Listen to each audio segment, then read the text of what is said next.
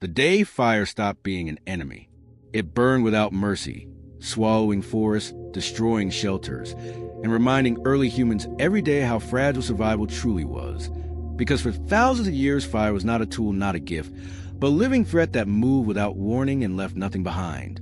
To understand why fire changed everything, we must travel back to a time before memory, before cities, before even spoken language shaped thought, when early humans lived exposed to the cold, surrounded by darkness, and hunted by predators that fully owned the night.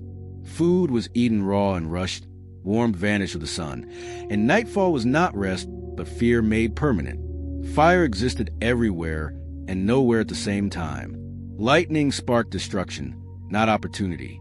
Wildfires forced migration, not progress. Flames were something to escape, something that erased paths and lives, never something to approach, until one quiet shift rewrote that rule forever.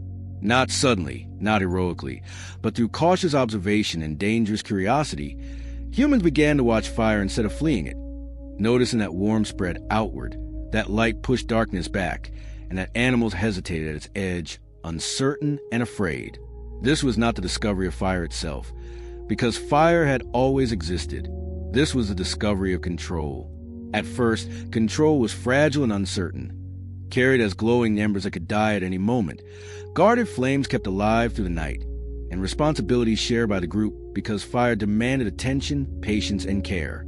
If neglected, it vanished, but while it lived, everything changed.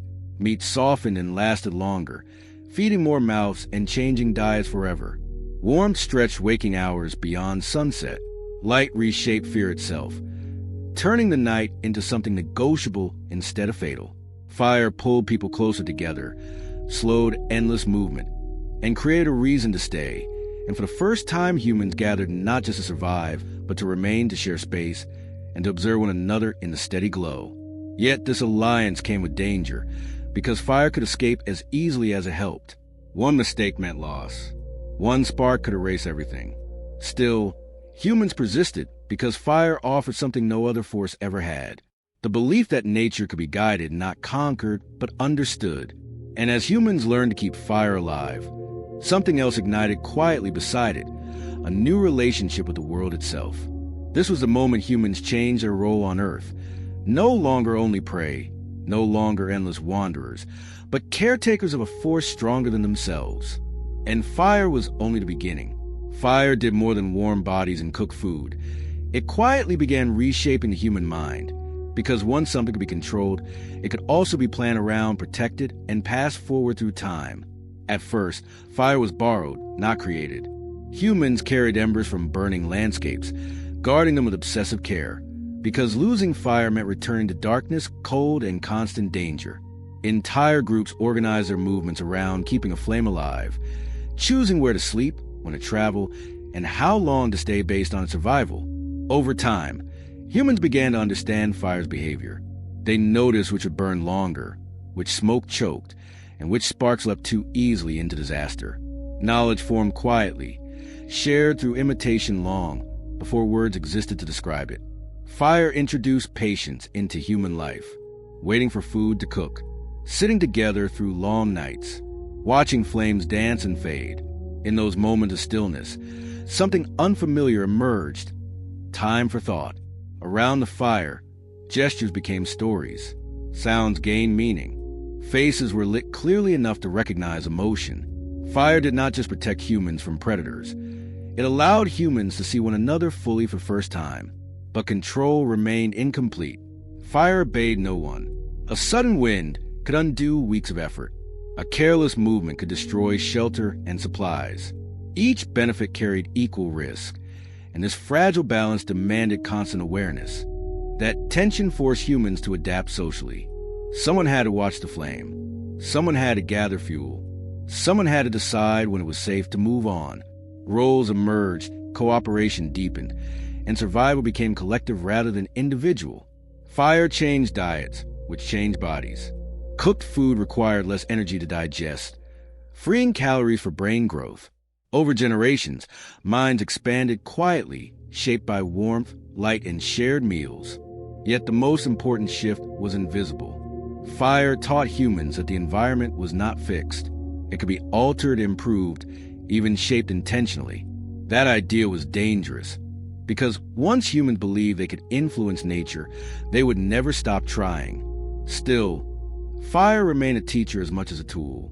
It punished carelessness instantly. It rewarded attention. It demanded respect, not domination. And in learning to live beside fire, humans stepped into a new kind of tension, one where survival depended not just on strength or speed, but on understanding, cooperation, and restraint. This balance would not last forever. As fire settled into daily life, its quiet influence began to reshape everything humans touched, because once a force becomes familiar, its consequences begin to multiply beyond intention. Fire allowed humans to stay in one place longer, and staying changed thinking. Camps became predictable, paths repeated. Certain places started to feel like they belonged to someone. With fire anchoring movement, the world stopped being endless and started becoming divided. But stability brought new problems. A fixed flame needed fuel, and fuel needed territory. What had to be gathered, protected, and defended. What once belonged to nature alone slowly became something groups depended on for survival. Fire sharpened boundaries. As groups lingered, competition followed. Smoke on the horizon meant others nearby. A distant glow at night signaled presence, not safety.